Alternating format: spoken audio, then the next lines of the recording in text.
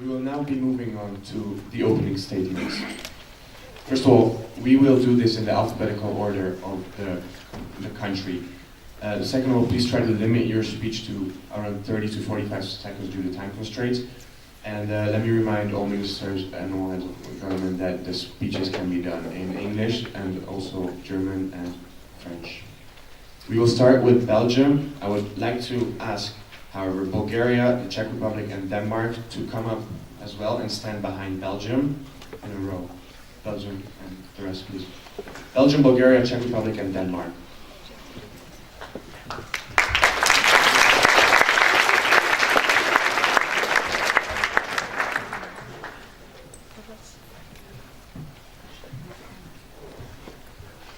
A short clap a short round of applause is allowed after every speech. Belgium. Dear colleagues, fellow ministers, Belgium is very happy to be here. Currently, the European Union is faced with possibly the most serious crisis in its history. The large numbers of refugees coming here in search of peace, the situation in the Middle East and the prevailing threat of terrorist attacks concern us and call for rapid, purposeful action. Europe must not let itself be divided by this crisis, but stand closer together than ever before to come up with a concerted solution that ensures an effective, fair distribution of displaced persons and their integration into European society. Furthermore, stronger measures to fight the reasons for flight should be taken to reduce the number of people fleeing to Europe. If temporary border controls can help reduce illegal migration, give stability and gain a better overview of this confusing situation, we must not regard them as a failure of Schengen, but as exceptional safety measures taken in exceptional times. Determined and optimistic that Europe is capable of finding a balance between security and freedom for its citizens and the refugees, Belgium looks forward to a productive meeting. Thank you very much.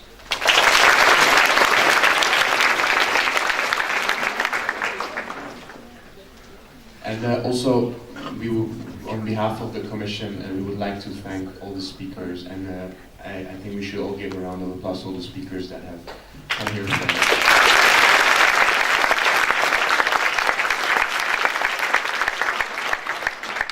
My apologies for this interruption. Bulgaria? Dear colleagues, this year the EU is facing a crisis like never before. Millions of refugees have crossed the borders already, and millions are still to come. It has never been more important for the EU to unite and make the right decisions as in this present moment. Refugees from Syria, Afghanistan, Algeria, Iraq, Iran, Egypt, and more are crossing our borders as I speak. They're causing great trouble for Europe. Billions of euros are being spent on these people, money that the euro needs itself as we too face our own problems. Nothing good befalls Europe or Bulgaria from this big refugee wave. Instead of fearing, we must close our borders before it is too late. We must accept the arrived refugees according to the rules and procedures. And this said, Bulgaria looks forward to productive negotiations and finding a satisfying solution for everyone. Thank you.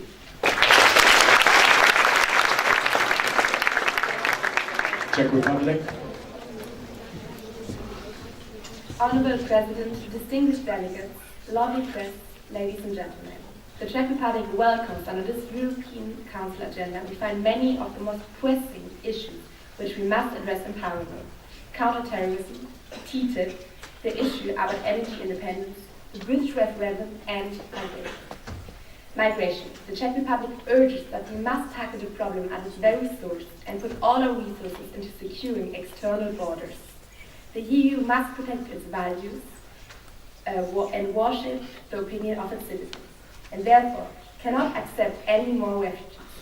We firmly believe that there is a pathway to such an agreement.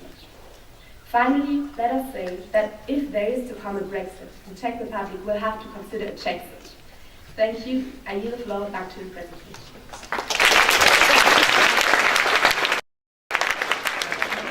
Thank you. Before the opening statement of Denmark, may I call the heads of state of Germany, Estonia, and Ireland to stand up on the podium. Denmark. The European Union was founded on the principle of cooperation and unity because 28 member states working together as one European Union are stronger than individual states, perhaps protected by their individual borders, but also left alone with their individual problems. Since when is isolation a good thing? It encourages extreme nationalism, and already today we are beginning to see nationalist parties gaining votes all across Europe. But nationalism is what encourages war, and it is from the terror of war that refugees flee. Keeping this in mind, Denmark is deeply concerned about the war in Syria, ISIS, and the migratory crisis to every extent. Denmark insists that we must not forget what we are searching for. A resolution which is fair because every single member state is involved. Denmark has always been eager to support the EU's initiatives, doing its part in resolving a problem, but we cannot tolerate that other member states do not. Undoubtedly, we are facing an immense crisis, but we must keep in mind that only a unified Europe is strong enough to overcome it. In this spirit, Denmark enters this council session open-mindedly. Any solution we find as one will take us much further than any solution we find individually. Thank you. Thank you. Germany? Fellow Ministers, Germany is committed to a safe and secure European Union that stays true to its founding principles. These principles are especially relevant for proposals on handling the refugee crisis, the threat of terrorism, and the future of the European Union. Germany seeks to achieve agreement on EU-wide solutions for EU-wide problems and to strengthen cooperation between member states. Germany cannot, however, condone that the principles of the European Union be compromised, either in the form of the free movement of people or in our commitment to democracy, free speech, and human rights. Germany cannot emphasize enough the importance of cooperation. We have to remember that we are a union, and that means that we must work together to achieve a common goal.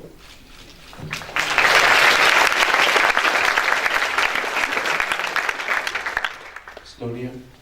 My country, Estonia, is a small country. Small, but a strong supporter of the EU. Did you know that of all the European peoples, the Estonians are the most ardent promoters for the euro?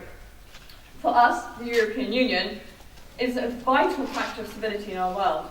Our main aim is to contribute to strengthen the EU.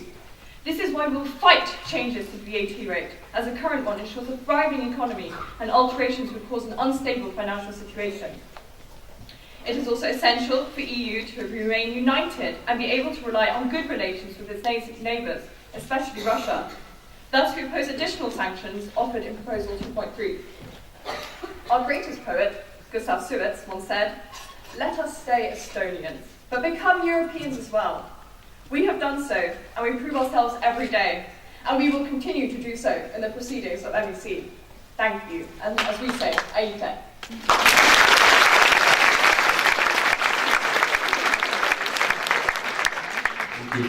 Before the opening statement of Ireland, may I please call Greece, Spain, and France up to the podium.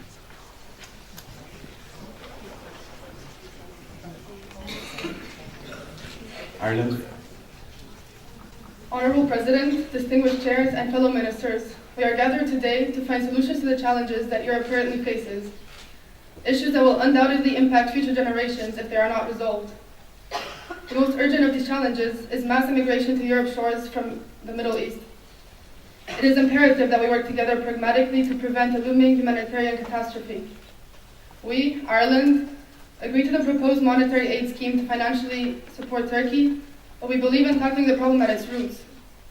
We therefore endorse non-military action in Syria in order to stabilize the situation. Additionally, we strongly back TTIP and support all further negotiations between the two involved parties, the US and the EU, with as much transparency as possible. Our country is, and always has been, ready to cooperate with every member state in order for us to work on our full potential as an ever closer union. I look forward to working with everyone.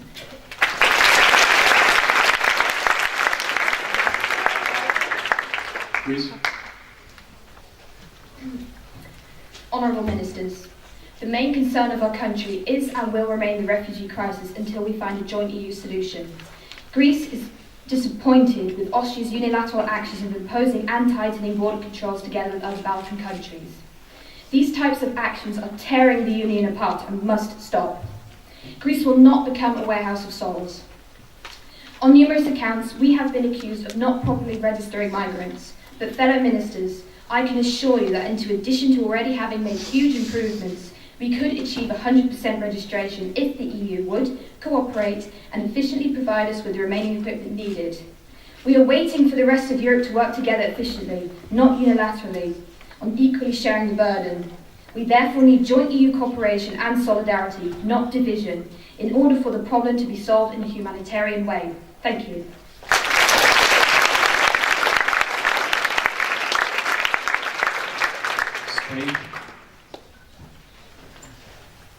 Sehr verehrte Damen und Herren, liebe Abgeordnete, im Namen der spanischen Delegation möchte ich Ihnen gerne einen kurzen Überblick unserer Ziele für die während der nächsten 2 Tage abgehaltenen Ratssitzung verschaffen. Nach Absprache mit der spanischen Finanzministerin bin ich als Regierungschef unseres Staates in der Lage zu sagen, dass wir gegenüber dem zur Verhandlung vorliegenden TTIP-Abkommen eine grundsätzlich positive Haltung haben. Eine erfolgreiche Einigung in letzteren Belangen würde zu einem deutlichen Fluktuationsanstieg der gesamten europäischen Konjunktur und damit einhergehend auch zu einem Wachstum der nationalen Ökonomie unseres Landes führen. Hierdurch werden unmittelbar neue Arbeitsplätze in allen EU-Mitgliedstaaten geschaffen, was grundsätzlich als positiv zu beurteilen ist. In Bezug auf die anderen zur Verhandlung vorliegenden Resolutionen teilt Spanien gemeinsam die Betonung auf gemeinsame Haltung der anderen 27 EU-Mitgliedstaaten. Während den nächsten Ratssitzungen liegt die Priorität unserer Abgeordneten darauf, den in Syrien leidenden Kriegsopfern unmittelbar Hilfe zur Verfügung zu stellen, egal ob humanitäre oder auch militärischer Natur. Abschließend möchte ich noch eins im Namen der spanischen Delegation zur Sprache bringen. Wir sind gerne bereit dazu, in jeder Zeit über von anderen Mitgliedstaaten in die Ratssitzungen eingebrachte Politikvorschläge zu beraten. Allerdings die im Europäischen Rat vorliegende Resolution, welche eine vereinfachte Wiederaufnahmeprozedur von unabhängig gewordenen Bereichsmitgliedstaaten von EU-Regionen vorschlägt, fällt nicht unter letztere gesprochene Aussage. Die spanische Regierung befürchtet und möchte eindringlichst vor der von der Präsidentschaft angestrebten Common-Go-Politik warnen, das zur Destabilisierung der gesamten Europäischen Union führen könnte. Vielen Dank.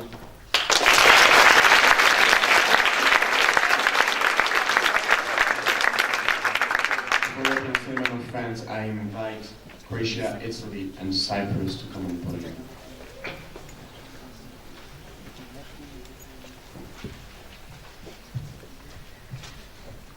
France. Ok. Chers collègues, pour 2016, la France a 2 priorités. La première est la question des réfugiés. La France s'engage à accueillir 30 000 réfugiés dans les 2 prochaines années et s'attend à la collaboration de la part des autres États européens. Il est nécessaire d'avoir un mécanisme de répartition, de réinstallation et d'intégration, basé sur nos convictions principales, liberté, égalité et fraternité. L'autre priorité est d'intensifier la coopération policière, en renforçant les échanges d'informations entre toutes les forces de sécurité pour garantir la sécurité de nos citoyens. Vive la République, vive la France, vive l'Europe, merci.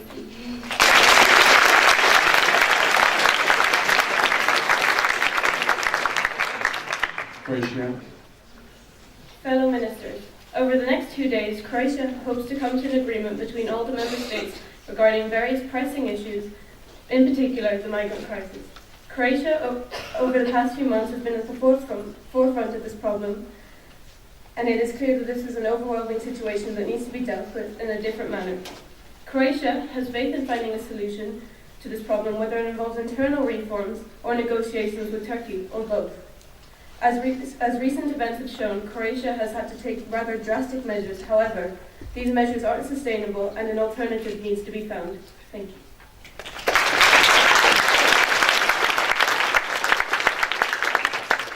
Italy. Dear Charles, fellow ministers, as a founding member of the European Union, Italy has always been fully dedicated to fighting for the common good, prosperity, and growth of Europe. Our continent is now facing huge challenges both internally and externally, and will not cave in. We live in rather exciting times of unprecedented climate change, extraordinary global movements of people, escalating conflict not far from our borders. These crises did not begin today and they will not end tomorrow. We should now, more than ever, stand united in support for the values we share as European citizens. During the discussions, Italy will be focusing on promoting economic cooperation, working with other member states to best tackle migration issues as a frontline nation, and promoting democracy abroad without violently imposing our beliefs. All while bearing in mind that the EU was created to make a better Europe not to satisfy individual wills. We will not stop saving lives.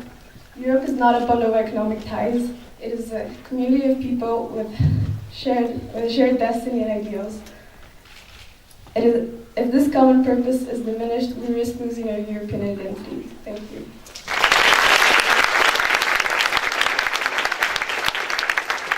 Of course, Cyprus, Latvia, Lithuania, and Luxembourg are invited to come on the podium.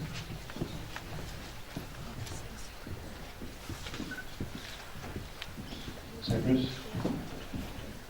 Fellow delegates and esteemed guests, today, more than ever, all member states must unite. We are in a crisis that cannot be ignored. This crisis is caused by wars beyond our borders and largely beyond our control. The greatest challenge we will face in the following few days is, of course, the issue of immigration. Cyprus, like many other states, wants to tackle this matter before it gets any more out of hand and leads to the collapse of the European project. We must take action to protect not only the European population, but also the refugees residing in our great and prosperous continent. We hope much good will come from this gathering as we strive to reach a consensus on real and sustainable resolutions. Thank you.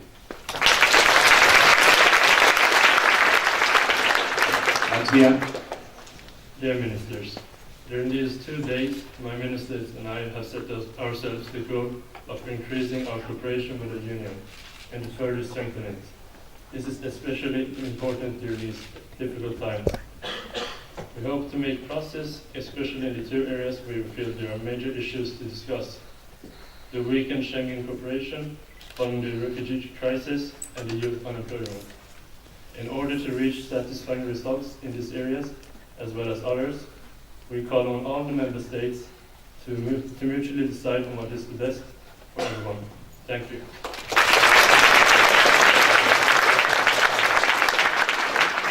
Lithuania. Dear Presidency, President of the Council, dear colleagues, in these times full of challenges, Lithuania welcomes the opportunity offered by the Presidency to discuss the biggest problem our European Union has had to face since generations. The refugee crisis is a major issue which Lithuania believes Europe can only solve as a real union. This means that each member state has to contribute to this joint effort, and Lithuania is committed to do so. It is our moral obligation to grant a safe haven to those who have escaped hunger, bombs, and death. But let me be clear, there have to be limits. Therefore, the Lithuanian government calls upon you to find a solution together to this humanitarian catastrophe.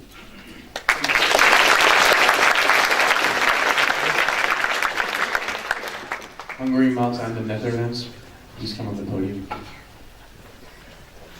Good morning, fellow delegates.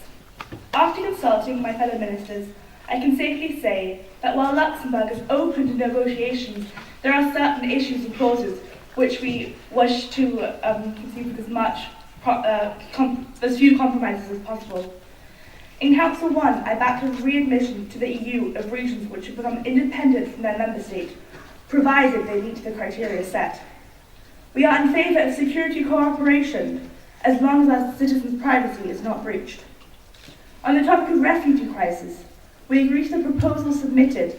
We do, however, hope that all refugees will have the same conditions EU-wide. Our priority is the supervision of new democratic elections following Assad's removal from office. We approve of the financial support of Frontex by the EU and support the implementation of the Youth Guarantee Programme. We are also pro-TTIP, however we do wish for more transparency on this subject. Our goals are to fight radicalism by tightening our external borders. We hope for better collaboration and communication throughout the EU, and we must stand as one. Thank you.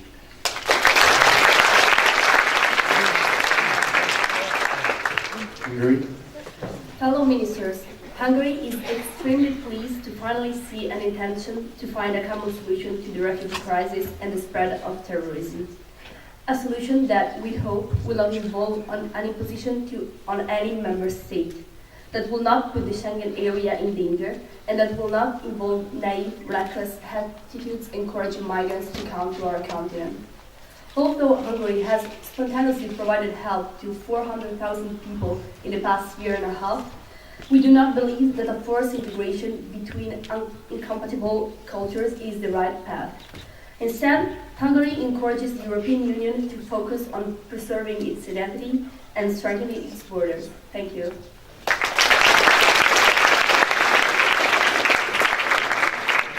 Malta? Dear fellow colleagues, allies and others, we, Malta, are privileged to be here representing 0.08%. However, size does not matter. Our priority is to make sure that our voices will be heard. There are many issues that must be faced and solved, and we are proud and honored to admit that Malta, being the EU's most densely populated country, accepted a fairly large number of immigrants in 2015.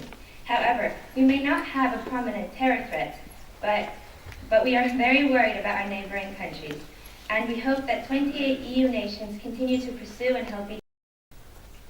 With our booming GDP, low taxes, and low unemployment, we now hope to focus on environmental issues that impact us greatly and help maintain good relations and peace in the EU. Thanks to the EU, we, and I'm sure many other countries can say, that they have helped us develop and innovate in many aspects. Therefore, we need to stay together and maintain a calm and clear view to solve all of our problems. All in all, we are a unity and we face our problems together. Thank you.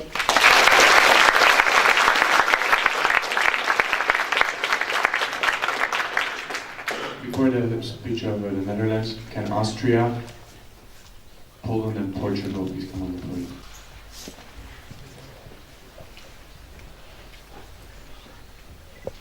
Yes, Presidency. Fellow ministers and heads of government, Europe is facing troubling times. The rise of radicalization and Islamic terrorism threaten our citizen security on a daily basis.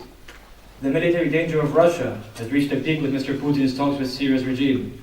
Millions of citizens have not yet recovered from an economic crisis with devastating effects. Global warming has reached levels which demand immediate action. And above all, we as Europe are facing our biggest humanitarian crisis since World War II.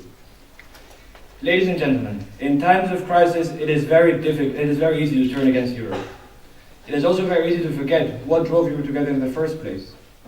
To Hungary, to Poland, to any other country challenging Europe, do not forget what the European Union was built for and what it stands for. Let us not forget why we were awarded the Nobel Peace Prize in 2012.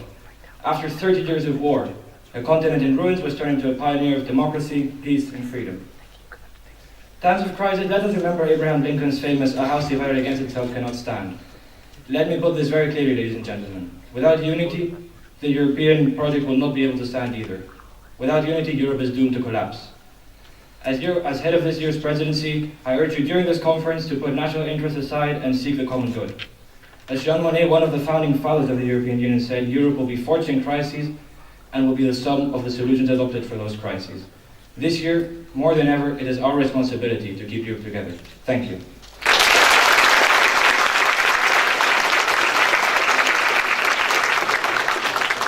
Austria. Dear fellow ministers, Austria believes that in these current times and crises, we must place our focus upon the integration of refugees into EU member states, as well as the prevention of radicalization. We hope to obtain a fair and logical relocation scheme for the refugees, in which all member states are involved by the end of these councils. In these times, Austria believes it is important to remain together, following the values ingrained in the European Union, and we reiterate the need for a common European solution.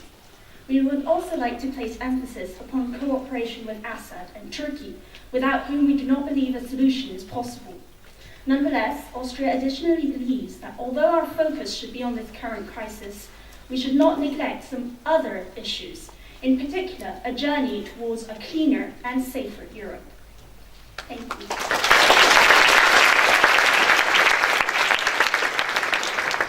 Poland. Fellow ministers, the most vital challenge facing contemporary Europe today is a crisis of responsibility. One cannot run a nation, let alone a whole continent, if one refuses to make difficult decisions. It is one of vital importance that we face the harsh realities before us, the most important one being the refugee crisis. I am proud to say that we, as a Polish delegation, follow the wishes and demands of our people, yet are not here to start a breach of European values. We are gravely concerned about the serious dangers and consequences related to uncontrolled waves of immigration and look forward to resolving this issue and many others with fellow member states. Thank you.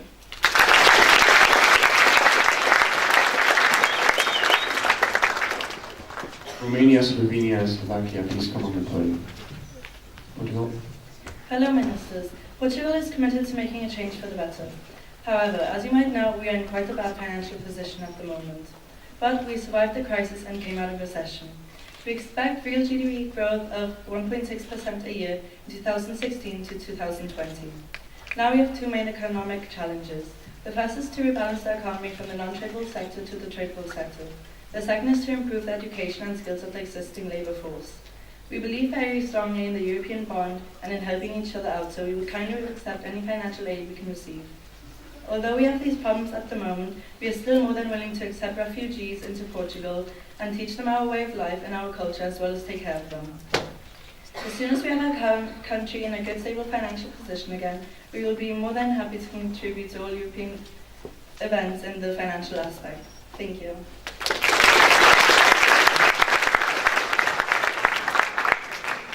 Romania. Distinguished guests, ministers, and members of the press. Most of Europe and the world think that Romania are just a bunch of gypsies. We could say that the Irish are drunkards, the French hate the English, and the people from the south, the deep south of the United States are white supremacists. However, that is far from the truth in all of these instances. We are a proud European Union country of 21 million people who want to meet the difficult but exciting challenges that the European project faces as it evolves.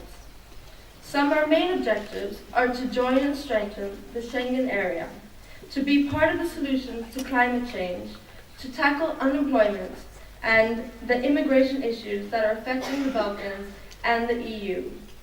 We hope much advancement will come out of this conference, as diversity gives us great strength to achieve so much, even in difficult times. But remember, we are not gypsies because we are here to stay. Thank you.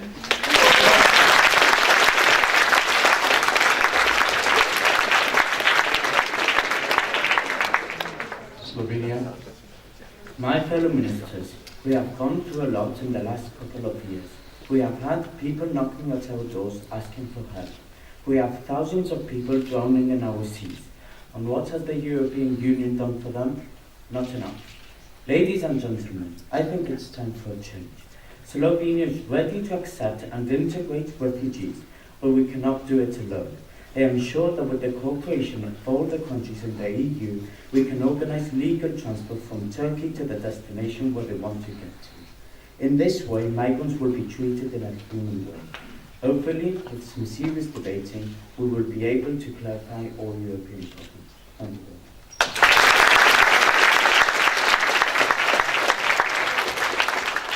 With the last three countries, Finland, Sweden, and the United Kingdom, come on the podium, please. Fellow delegates, in this time of uncertainty, we must ask ourselves many questions. First and foremost, the question of national identity and integrity. We are a small but proud people with centuries of strong cultural and religious values to our name. We never asked whether we wanted to take part in this violent dilution of our values. I am the voice of my people. Hear me when I say we do not want refugees. For a long time, we have been a liberal and open-minded country, willing to learn the ways of the West. However, our voice has been ignored so many times that people no longer trust democracy, turning instead to the far-right parties, which is disastrous both for our country and for the EU. In the following days, Slovakia wants to see the creation of a new European Union, which respects the views and voices of its member states and people.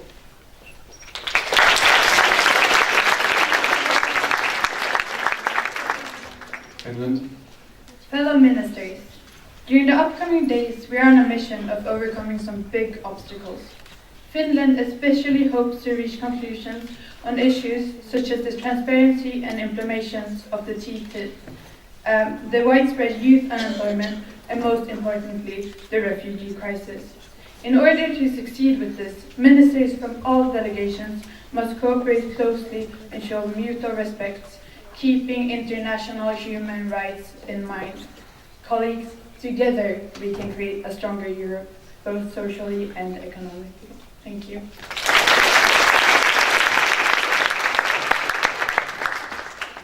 Sweden. Dear colleagues, Sweden is a country with long-standing neutrality and has the tradition of egalitarianism.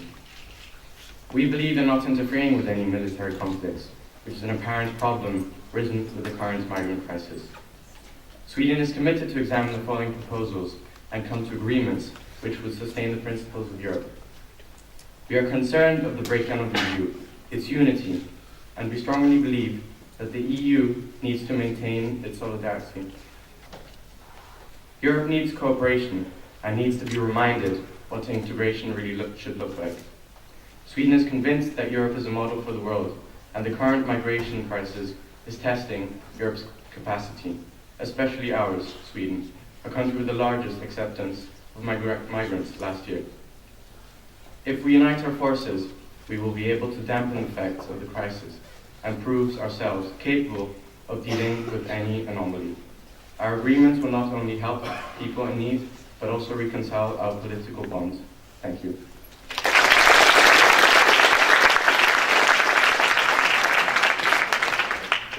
United Kingdom. Our world is becoming an uncertain place with threats coming from all directions. We are facing an unprecedented human crisis, and our focus should be on keeping our people safe and to help those who are seeking asylum for justified reasons. Unfortunately, the proposals for this European Council aren't focusing enough on these issues. Nevertheless, we should strive to work hand in hand when tackling these problems, and all of us must keep our values in mind when doing so. We, the United Kingdom, have always been seen as skeptics, outsiders, even parasites, and many other praiseworthy adjectives. Nothing could be further from the truth. We have the character of an island nation, independent, forthright, and passionate in defense of our sovereignty. We can no more change this sensibility than we can drain the English Channel. And because of this innate British belief, we come to this European Council with a frame of mind that is more practical than emotional.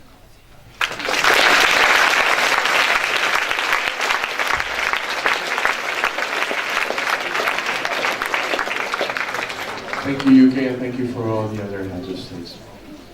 Now I would like to ask the President of the European Commission to give her speech. Thank you.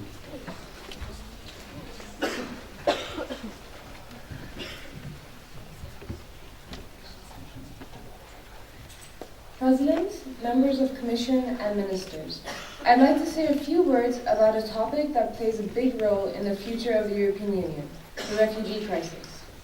In order to stop this crisis from being a crisis anymore, we must focus on the unity between member states and remind ourselves that without cooperation, Europe will never be able to move forward, improve, and solve this crisis.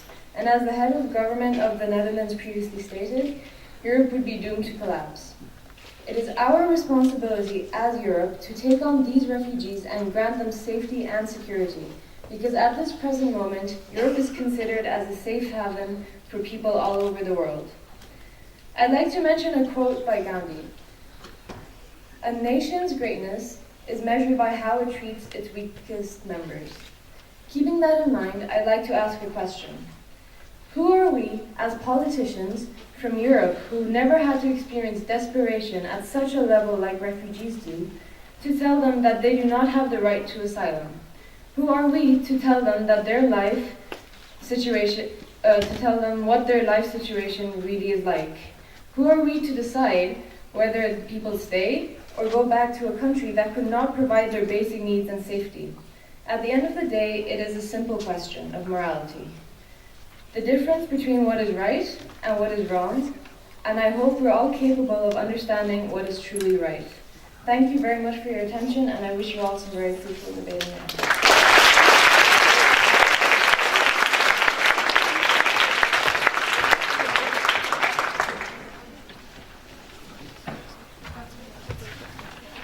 Dear ministers and heads of government, this year is going to be a very interesting and challenging year for the whole of Europe.